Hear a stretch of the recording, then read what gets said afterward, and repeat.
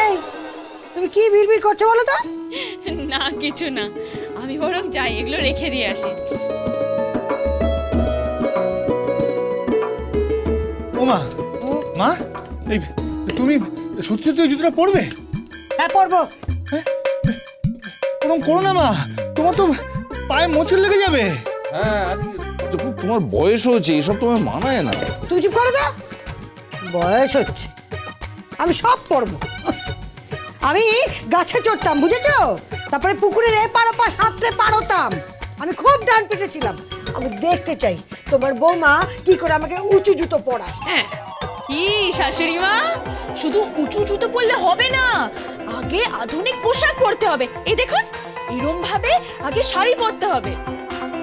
Wow, তুই তো দেখছি তোর শাশুড়ি মার খোল নলছি একেবারে বদলে ফেলবি। আচ্ছা শাশুড়ি মা চলুন, আপনি আমার সাথে চলুন। চলুন তো চলুন। চলবো মানে? রান্না কে করবে? আমার খুনি শাশুড়ি মা, উনি তো সারা দিন বসে খালি পরনিন্দার পরচর্চা করে বেড়াচ্ছে। একদিনে উনি রান্না করে দেবেন। আপনি আমার সাথে চলুন, চলুন চলুন চলুন চলুন। ঠিক আছে চলো। চলুন চলুন। মা, মা,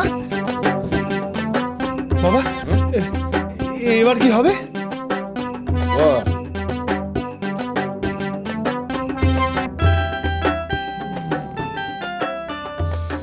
খুব ভয়ঙ্কর কিছু একটা হবে বলে মনে হচ্ছে, বুঝলি?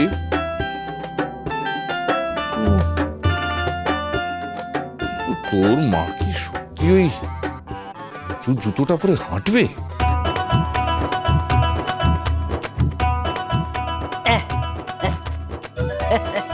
জয় রাধে, জয় রাধে।